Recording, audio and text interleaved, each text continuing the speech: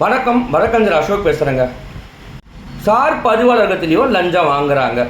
2 வாரத்துக்கு முன்னாடி பார்த்தீங்கன்னா என்னுடைய நண்பர் வழக்கறிஞர் அவருடைய கிளைண்ட் வந்து ஒரு ரிஜிஸ்ட்ரேஷன் பண்ணுறாரு.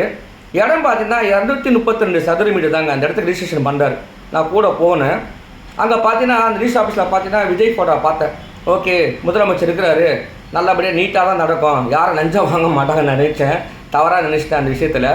அந்த வேலையெல்லாம் முடிஞ்ச ஒன்று பார்த்துட்டு அந்த சீல் போடுவாங்க பார்த்தீங்களா, அங்கே வரும்போது தான் அந்த கிளைண்ட்டை அந்த கேட்குறாங்க, இந்த அமௌண்ட் என்ன தருவீங்கன்னு கேட்கும்போது பக்கத்தில் பார்த்தீங்கன்னா ஒரு ரூம் ஒன்று இருக்கும். எல்லா ரிஜிஸ்டர் ஆஃபீஸ்லையும் பார்த்தீங்கன்னா ஒரு ஜெராக்ஸ் ரூம் இருக்கும். அங்கே ஒரு ஸ்க்ரீன் போட்டிருப்பாங்க. எல்லா அட்வொகேட்டுக்கும் தெரியும், ரிஜிஸ்ட்ரேஷன் பண்ணுறவங்க எல்லாருக்குமே தெரியும். அந்த ரூமில் போயிட்டு உள்ளே போயிட்டு அமௌண்ட்டு பேசுகிறாங்க. அப்போ அவருக்குள்ள ஒரு அமௌண்ட்டு கேட்குறாங்க. அந்த பாதி அமௌண்ட் தான் கொடுக்குறாரு. மிச்ச அமௌண்ட் வந்து ஏன்னா ஒரு டாக்குமெண்ட் வந்து சின்ன டாக்குமெண்ட் பெண்டிங்கு, அந்த டாக்குமெண்ட்டை வந்து அடிஷனல் டாக்குமெண்ட் தரேன், அடுத்த நாள் இருந்து கொடுக்க சொல்லிக்கிறாங்க. ஓகே, நீங்கள் கொடுக்கும்போது அந்த அமௌண்ட்டை கொடுங்கன்னு நிற்கிறாங்க. அப்புறமா வந்து பார்த்தீங்கன்னா அந்த கிளைண்ட் வந்து என்ன பண்ணால் அடுத்த நாள் 2 நாள் தான் போனார். அந்த அடிஷனல் டாக்குமெண்ட்டை கொடுத்துக்கிறாரு. சரி, அவர் வந்து பெண்டிங் அமௌண்ட்டை வந்து கொஞ்சம் கம்மி பண்ணி கொடுத்தாரு. அப்போ அட்வொகேட்டில் யாரும் இல்லை கூட. அப்போ அவங்க வந்து அந்த பேப்பரை பார்க்குறாங்க. இல்லை நீங்கள் கொடுக்குற அமௌண்ட் வந்து கம்மியாக இருக்குது, இந்த அமௌண்ட்டாக நீங்கள் கொடுக்கணும்னு சொல்லிக்கிறாங்க. அவரும் கொடுத்துக்கிறாரு. கொடுத்த பிறகு டாக்குமெண்ட் கிடைக்குன்னு பார்த்தாரு. அந்த சீல் போகிறவர், இல்லை உங்களுக்கு ஃபோன் பண்ணி நாங்கள் பண்ணுறோம், டாக்குமெண்ட் வாங்கிக்கின்றார். இந்த இடத்துல பார்த்தீங்கன்னா அந்த பணம் வந்து கொடுக்குறாங்க பார்த்தீங்களா, அங்கே வந்து அந்த ரூமில் போகும்போது ரிஜிஸ்டர் அம்மா நான் கண்ணால் பார்த்தேங்க. அந்த அம்மா இப்படி சைடை தான் பார்க்குறாங்க. இந்த பக்கம் டாக்குமெண்ட் ரைட் பண்ணிக்கிறாங்க. ஏன் அந்த சைடில் பார்க்குறாங்கன்னா உள்ளே போகிறானா பணம் வாங்குறானா இல்லையா, இந்த அம்மாவுக்கு ஒரு சந்தேகம் வந்துடும். ஏன்னா என்ன ஏமாற்றிடுவானுங்களோ அந்த ஒரு எண்ணம் இருக்குது.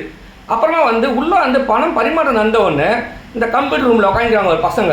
அவன் அந்த ரூமுக்கு போகிறான், உள்ளே போகிறான், வெளியில் வரான், மறுபடியும் பார்த்தா கீழே போகிறான். நான் ஒரு 2 ஹவர் அங்கே தான் இருக்கும்போது இந்த சம்பவத்தை நான் வாட்ச் பண்ணினே இருக்கிறேன்.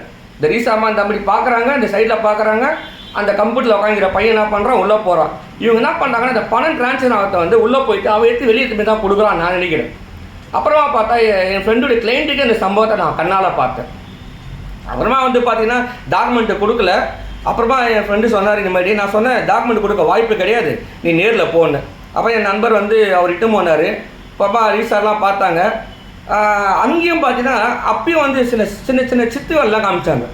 எதனா வாங்க முடியுமா, ஏன்னா பணம் இங்கே போகுது அங்கே போகுது, அங்கே கையில் இருக்குதா சரிக்குதா அதெல்லாம் பார்க்குறாங்க. கடைசியாக பார்த்தீங்கன்னா ஸ்டாம்ப் போடுறவர், எதனா பார்த்து ஒரு 5 ரூபாய் கொடுங்க. என்னங்க இது நடக்குது? இன்றைக்கி கூட நடக்குங்க இந்த சம்பவம். எல்லா சார் பதிவலகத்திலையும் லஞ்சம் வாங்கி கொண்டு தான் இருக்கிறார்கள். தமிழக முதலமைச்சர் ஜோசப் விஜய் அவர்கள் இதை எப்படி தடுப்பார்? நாங்கள் தூய ஆட்சி தரேன், நாங்கள் லஞ்சம் இல்லாமல் ஆட்சி நடத்துவோம். எப்படிங்க நடத்துவோம்?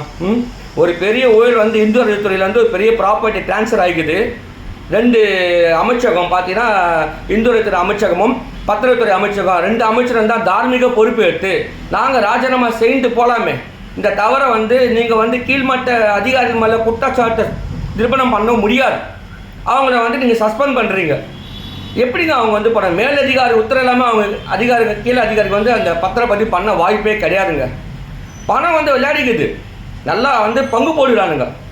இதில் வந்து கேட்டிங்கன்னா எல்லாத்தையும் மிரட்டத்து.